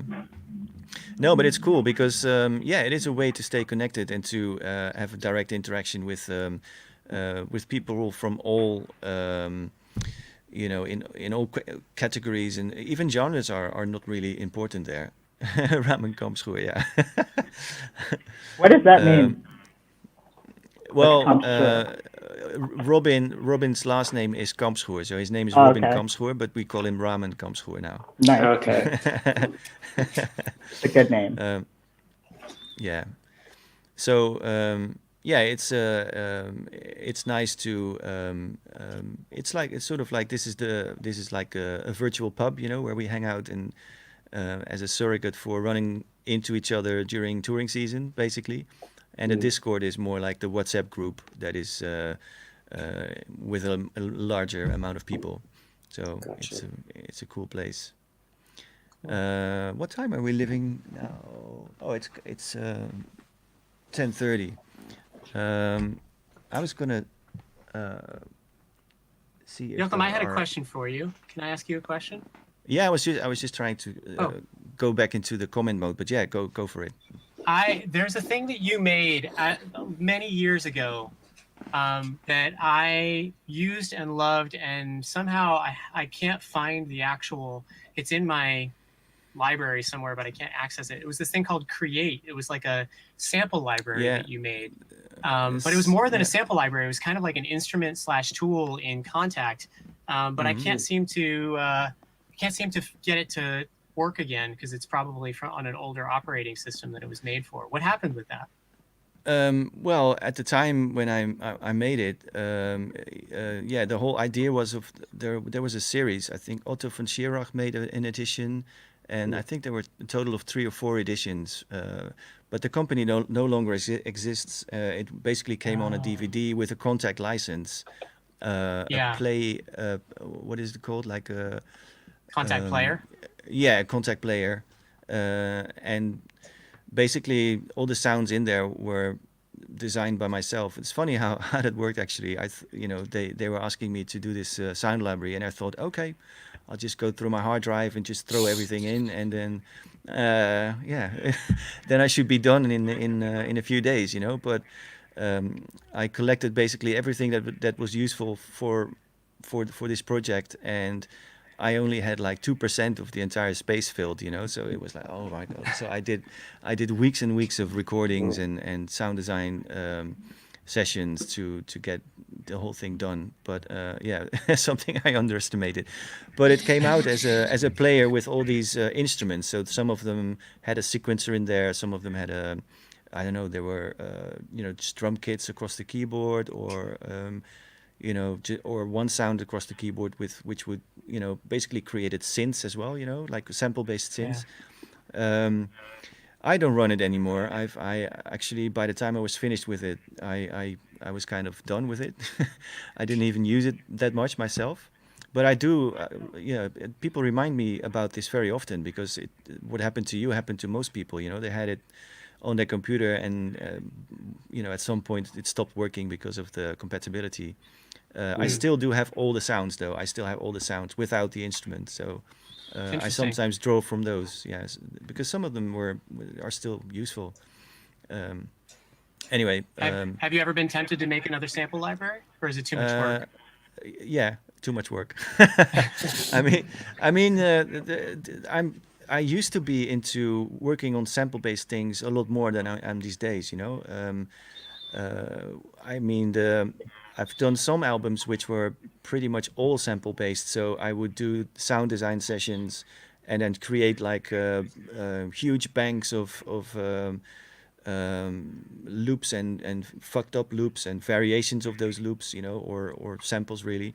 And then just jam with those, because it's like calligraphy. You first spend like five hours, making your tools ready, and then when the sun goes down, you make your quick sketch, and that was sort of my working method. So basically, prepare everything, get it ready to be used in a very quick and spontaneous way. But that is so much work. I like the directness of just running things, just creating setups and running things in real time a lot better now.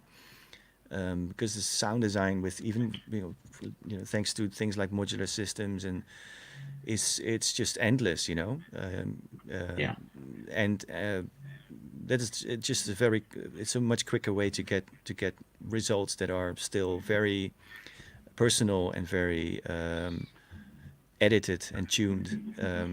Sample to a specific- management just takes so much organization Yeah. and prep work, and you're exhausted by the time you've kind of gotten all that together, and then you're listening true. to 50 different samples, and they all start sounding the same after a little while. And Yeah, and if you approach it like that, you end up maybe using just a handful of samples from the entire bank you've built, But there is something to it, though. I like the routine of preparing for a long time and having this anticipation of what you might be able to do with it afterwards, So you build up this anticipation and this you find you're making yourself familiar with the material before you even use it, So it is like a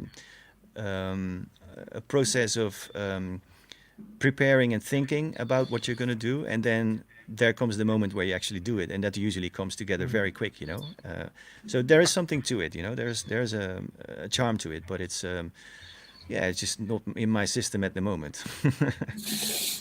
That makes sense. I have a question for everybody, anybody who wants to answer this.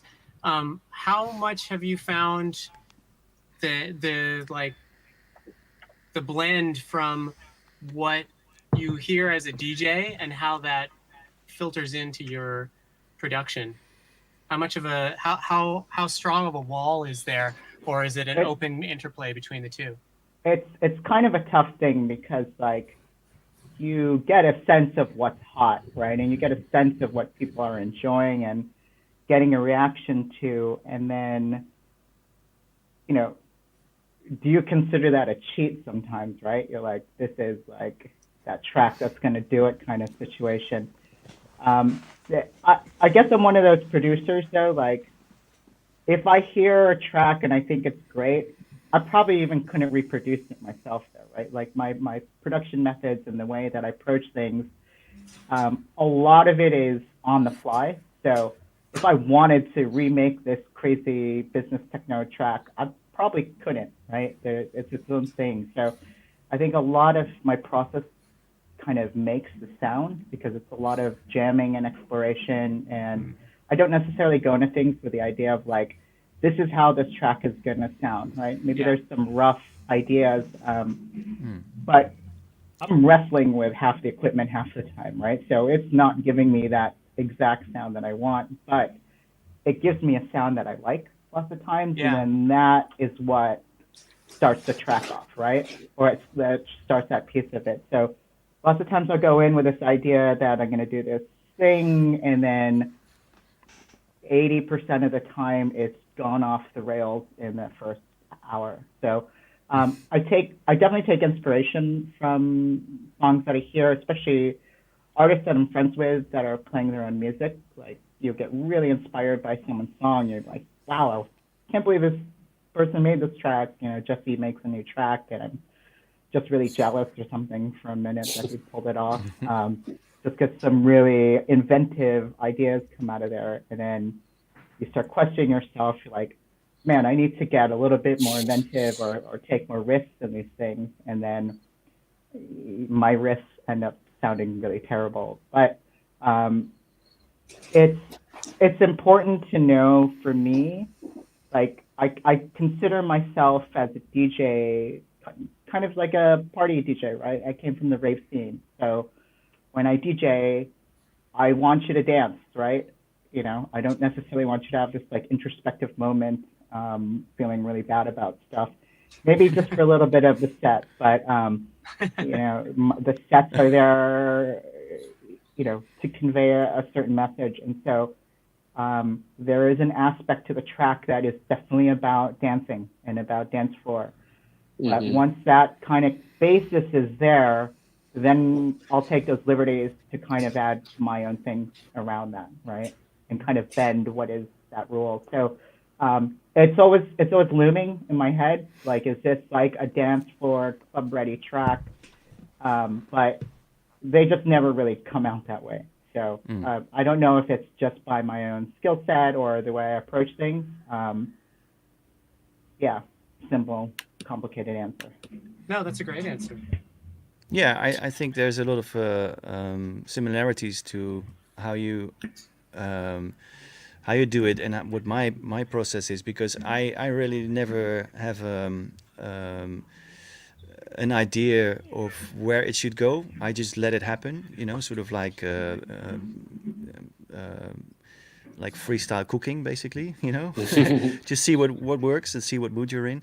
And I mean, I found that this direct way, this sort of live way, is very productive, and everything in the scale or in the range that I want to happen will eventually happen, you know. So I'm not gonna start out with, okay, this end result is the desirable thing that I'm going after now.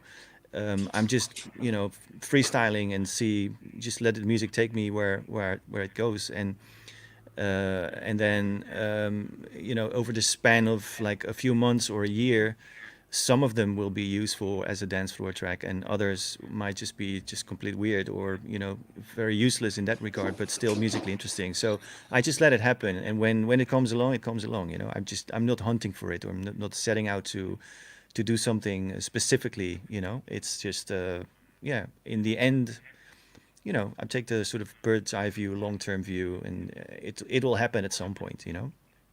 Yeah, that's cool. What about you, Jesse? Now I really feel like I have a lot of freedom, because I've kind of like accepted that when I have gigs, it will be for reasons sort of that I will enjoy, and it's going to be less about, I'm less stuck trying to make money from it. So I think that is also really affecting how I make music, where there's less stress about, I'm still struggling to survive, but I'm not struggling to survive because of music. So That's I'm able to just like really write like that down. I want to be able to make music that I find is like unique and says something and captures a moment, and is, you know, tells a story of some sort of imaginary situation, and that is not just like completely throwaway functional electronic music, which is fine, but I think, you know, that's just not how my mind works, and I'm really intrigued by like more chaotic moments and sounds that have humor or that are scary or sad, that have some kind of mood to them. And I think that's the most important thing for me. And if if they get played, they get played, but ideally they will kind of sit somewhere and not just disappear. But I mean, there's so much music out there. At this point, it's like, it's just more of an addictive, I don't know what to do with myself otherwise, so I'm still doing it. I love that answer, Jesse. That's I want to write that down. That was so inspiring. I really, really like that. You nailed it. That's super true. I think finding the inspiration and letting go of expectations or acceptance or how things are received is, I think, always the birth of something really important and special, and especially if it's at a moment where so many of us are kind of processing what the future looks like or what's going on in the current moment, and not trying to necessarily articulate it, but kind of more unconsciously just letting it flow through you. I think you find a lot musically and artistically. I think that's I love that answer, Jesse. That was really good. Thank you. Yeah, and not to be so precious about everything, and just really trust your tastes. Thank you. Trust your abilities, trust your tastes, experiment, collaborate, and enjoy what you have, really, and learn your machines as much as you can. Yeah. I love that. How about you, Kevin? What about you? What's your take? I, very similar to Jesse, I've kind of gotten to a place where I don't know that there used to be very much a relationship between what I was playing in clubs and what that would influence when I sat down in the studio, the following week. And now I'm so far removed from that, that in a lot of ways, I'm just now kind of finding my way back to writing that feels really free and independent. And in that way, it's refreshing. But I don't know even if I'm ready to share that music with the world. And I don't necessarily know that it is what it is finally going towards, right? I might be in the intermediate step between where I was and where I want to be soon enough. But I also do think that there's some value in that relationship of, like you were saying, Hiroko, playing stuff that's meant for the dance floor, coming back to the studio and kind of failing at recreating that, because I think that failure actually represents a positive step, right? I think about this all the time, that house music came about to a large degree because Jamie Principle was was inspired by Prince, right? And then guys from Detroit heard the stuff that was going on in Chicago that Jamie Principle and Frankie Knuckles were playing, and they tried to emulate that, and they didn't do it, right? So Jamie Principle couldn't make Prince records, and Juan Atkins and Derek May and Kevin Saunderson and Eddie Fowlkes couldn't make Jamie Principle records. But somehow each miss got another iteration out to a place that inspired a movement that, changed the world, right? So those things in some ways, and I think about this all the time, of course, the Rolling Stones could never do or never be Muddy Waters. But in trying to do that and missing that target, they came up with something that, is now a fucking corporation. So I don't know if that's necessarily the goal. But, they made something that inspired a lot of people out of missing their target. And basically everything I love is a bad copy of the thing that they were trying to emulate. And that bad copy becomes something original to someone else that inspires them to. And I think that's a beautiful thing. I don't believe in this idea of originality in the same way that we were talking about. I don't necessarily believe that you should be a genius in a cave to come up with something that's never been heard before. I think you take from what you hear, you synthesize it, and you make it in ways that nobody else could make out of it. And there's something beautiful and creative out of that. Yeah, you basically find your own voice, by just browsing through all the things that you like, ideas that are that you feel connected to, and then, like you said, you synthesize your own version from it. And I wish Lady Starlight was here tonight, because she has the best quote on the bad copy thing you just mentioned. Oh yeah? yeah. I can't remember quite what it was. Maybe she's there. Anyway. Make wrong to do good. I like that. That's a really good quote. Yeah. Yeah. I mean, Colleen is one of those people who also doesn't overthink things. She just gets in the studio and just starts banging stuff out. Yeah. And you can see it in her live sets and in her productions is, she doesn't overthink it. She just does it immediately. And what comes out is always good. And even if it's not the best thing she's made, she's on to the next one and that might be better. So she's got that process dialed in really well also.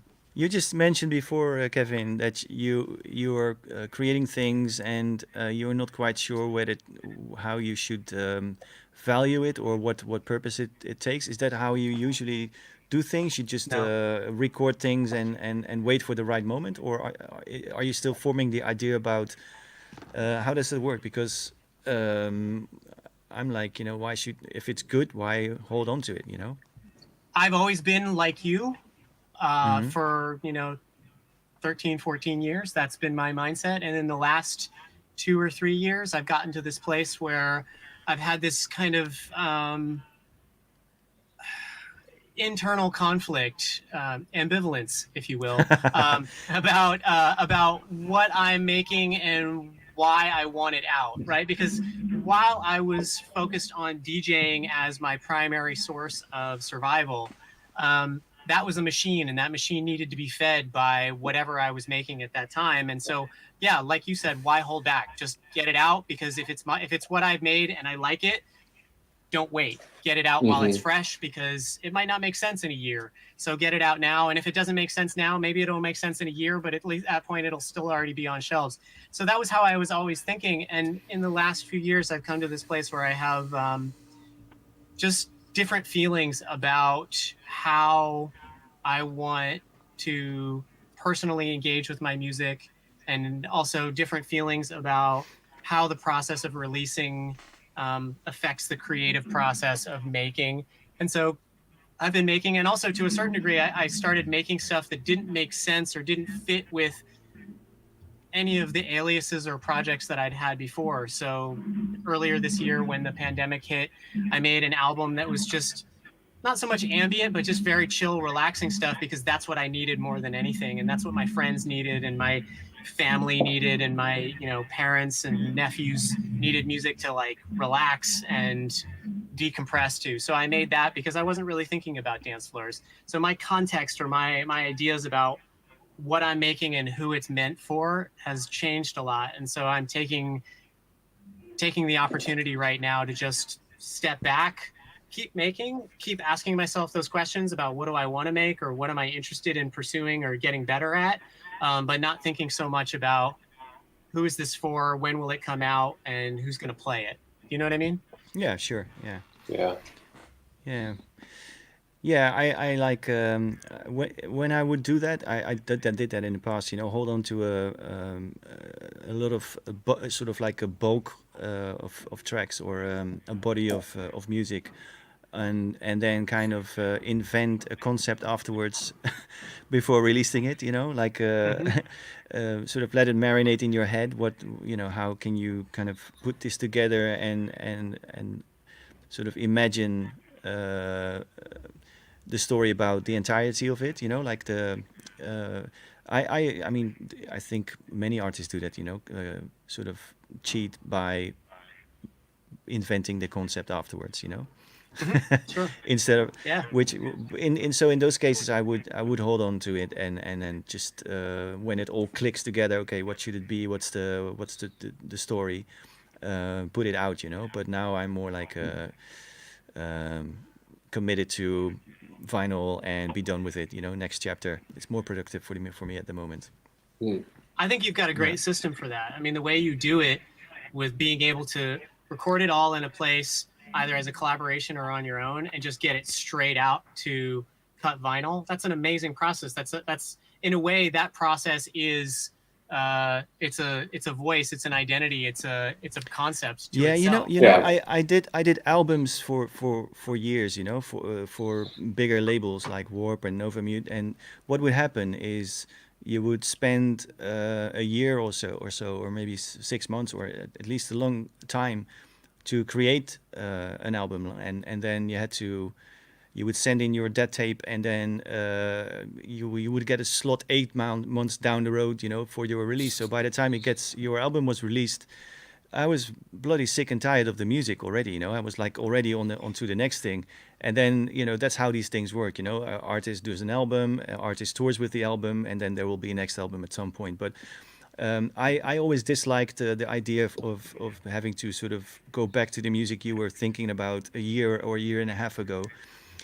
So at some point I started my own label when the whole music industry kind of changed from that's record and CD selling thing to online music stores. Like first you had the Napster phase, and then iTunes happened and Beatport and stuff.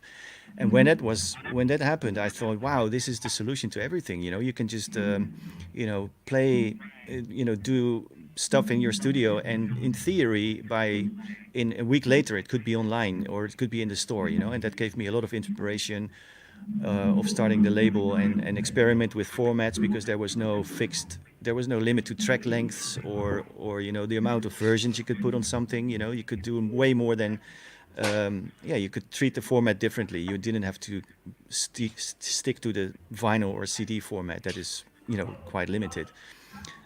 But by the time we were a few years later, it kind of sort of became the sort of old model again, like signing an artist for the label 6 months before the release, and you got these waiting times and production times and everything. So it became like sort of like the old school label again, where you had to plan releases sometimes up to a year in advance. So then I thought, okay, we're back to square one, And then I thought, okay, why do I not cut everything out and have this direct thing just all in the same building? So that's why when we got the final machine, and so now it is really my sort of dream setup. You cook things up in the lab here, and in theory it can be on Bandcamp in the same week. And you don't have to think about don't have to think about stock, because you can just keep cutting them when the demand is high. And that's really cool. Yeah. So it gives me a lot of freedom and a lot of reward. It's a very rewarding process to have to come up with something that you like, and you can just cut it, and you don't have to think about, is this an A side, or is this gonna hit the dance floors? Is this gonna sell my 1,000 copies or my 500 copies that I just manufactured? It's no worries like that. So you can be way more independent and creative about what you want to do. It's a very free process. Does that remind you more of the old days? I'm just curious, because you've got this career that kind of spans the length of so many things. So you've seen how things were back in the day. What made back in the day, or sort of like late 80s, early 90s special, is that every track you did was a complete reinvention of whatever else was out there. I mean, there was no such thing as genres. It was, in that time, it was called house music. Even though, and house or techno or whatever. But that there was no. It wasn't cut up in genres or subgenres, or things didn't sort of. Everything kind of mixed, and it was a time when a lot of spontaneous ideas happened, and people experimented with. Things that would work on a dance floor, but also at home. That was a whole new approach as well, and so it was a. There were way less rules and standards and stuff like that, and I think the lack of those things can free up your mind, or the process to have more variety and more sort of pure things happening. So that's what I'm interested in, capturing moments as they are, just unpolished and authentic. Yeah. Yeah. That's really cool. That's a brilliant way to go. Yeah, we are nearing 2 hours, people. Usually we do sort of a last round and give everybody a little opportunity to plug whatever they want to plug, or they want to maybe you want to mention your Bandcamp page or a project you're working on. Hiroko, you got anything you want to promote or plug? Sure. Got a few releases coming. Waiting for a remix from Jesse right now. Poke poke. Um, little early to announce them, but there's a few releases that should be out over the next couple months. Just been grinding in the studio. You can follow my SoundCloud. It's just my name. If you really hate yourself, you can follow my Instagram. No, it's great. __ Yamamura. You have a very interesting ratio of followers and posts. I think it's an unusual high amount of posts. Yeah, I spend a lot of time in front of a computer. It's pretty bad. Especially during lockdown. It's my entertainment it's a way to connect to people in some ways, and it's weird, like pulling memes is kind of like dropping a track sometimes. I know that's kind of dismissive sometimes, but there's this thing and you're all kind of connecting over it in this different way. But it's also just entertainment for me right now. And just spending a lot of time in the studio. Studio time is now my entertainment instead of going out and partying with friends. Hanging out here. So hopefully we'll get some new releases out soon. Looking forward to seeing everybody in person again sometime. Absolutely. Cool. Thanks, Jesse. Yeah. Well, last night I did a streaming DJ set for horror. Yeah. It's so good. I love that set. Oh, so thanks. awesome. That was actually the first time I've ever played a streaming set like that, where you have 55 minutes and it's filmed. It was cool. It was really cool. Really cool. So it was I had fun. So yeah, there's that. So feel free to check that out. I will mention Kevin organized a really beautiful release for a friend that we're wrapping up, and I'll let you talk about that. But I'm really excited about that. And of course, the remix for Hiroko. So I'll finish that soon. Awesome. And also, if anyone has any questions about the mod devices stuff, you can reach out to me. I'm happy to help out. Cool. There's a lot to talk about. Yeah, so I want to ask you more about that. Yeah. Anything you want to plug, Kevin?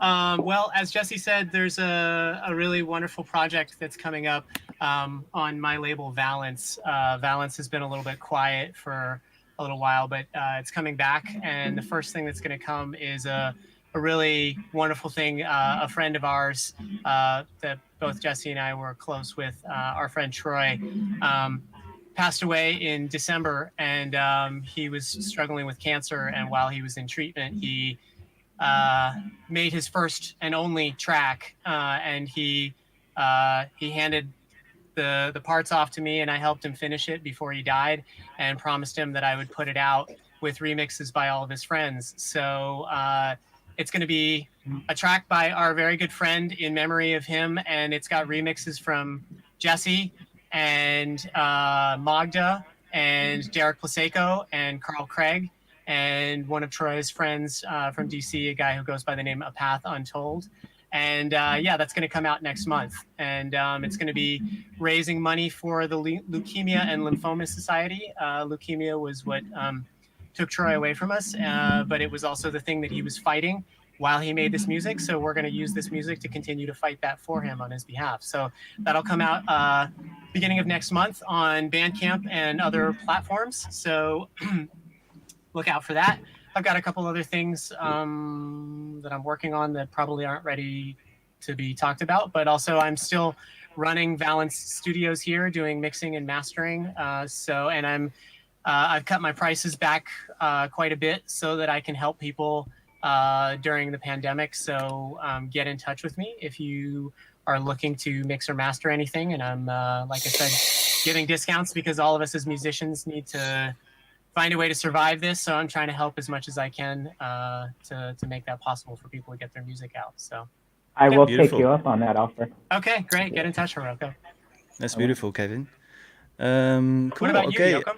Yeah, I'm just gonna shout out the usual the Discord server if you like this conversation, or if like to talk about gear, music, inspiration, workflow, process, that kind of stuff. Have a look there. The link should be in the bottom of the description, and I'm gonna mention our Patreon page because we set up the page for people to support the podcast, but also to get sound packs. If you want to get like current sound design stuff, Kevin, you were asking about Create. Yeah. Have a look at the Patreon page, or I can say, Patreon. Good idea. or I can send you some stuff as well.